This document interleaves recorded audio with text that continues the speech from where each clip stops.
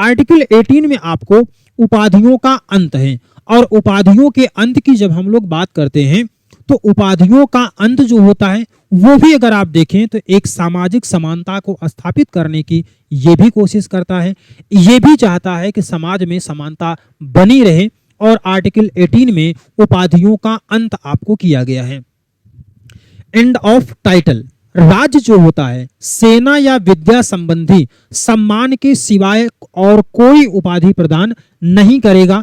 Article 18 का जो दूसरा क्लॉज है इसमें कहा गया कि भारतीय नागरिक किसी विदेशी राज्य से कोई उपाधि स्वीकार नहीं करेगा।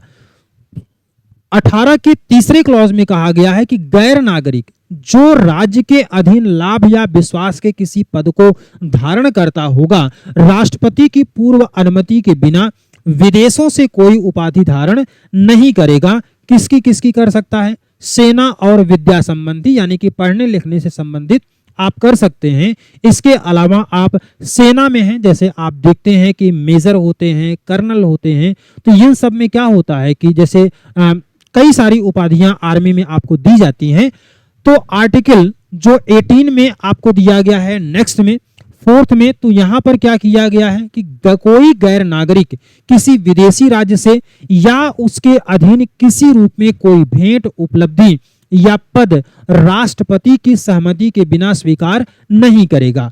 इसके बाद आप जरा इस बात को समझिएगा कि जो ब्रिटिश काल का समय था, ब्रिटिश काल के समय एक बड़ा नियम चल रहा था कि फूट डालो और राज करो की नीति।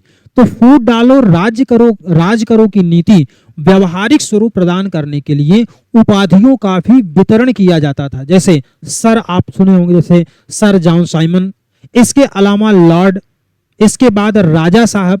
तो ये सभी क्या थी? ये अलग अलग उपाधियां दी गई थी, और उपाधि वितरण से समाज में असमानता को बढ़ावा मिलता था, और इसीलिए संविधान निर्माताओं के द्वारा आर्टिकल 18 में इस बात का प्रावधान किया गया था। साल 1954 की बात है, पंडित जवाहरलाल नेहरू सरकार ने भारत रत्न, पद्म भूषण, पद्म विभूषण और पद्मश्री जैसे उपाधियों का वितरण किया। बालाजी राघवन बनाम भारत संघ के मामले में माननीय सर्वोच्च न्यायालय ने कहा कि उपाधियां 2 प्रकार की होती हैं। एक कैसी होती है? जन्म से आधारित, और दूसरा क्या होता है? कर्म से आधारित।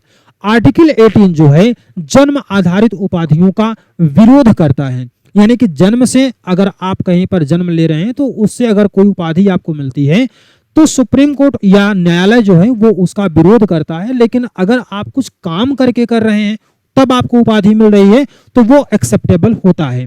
भारत रत्न जैसी उपाधियां विभिन्न क्षेत्रों में उल्लेखनीय योगदान के लिए दी जाती हैं। इसका मतलब है कि ये कैसा है? ये कर्म पर आधारित है। न्यायालय ने कहा कि इन उपाधियों का प्रयोग नाम के साथ नहीं किया जाएगा और न ही सार्वजनिक समारोहों में प्रदर्शित किया जाएगा, यानी कि गले में पहन करके इसको प्रदर्शित नहीं किया जाएगा। 77-78 में जनता पार्टी की सरकार के द्वारा भारत रत्न, पद्मश्री, पद्म विभूषण को उपाधि मानते हुए इनके वितरण पर रोक लगा दिया गया। लेकिन 1980 में इंदिरा गांधी जी की सरकार आई, फिर कांग्रेस पार्टी की सरकार बनी, तो इसका वितरण जो है ये फिर से प्रारंभ कर दिया गया था।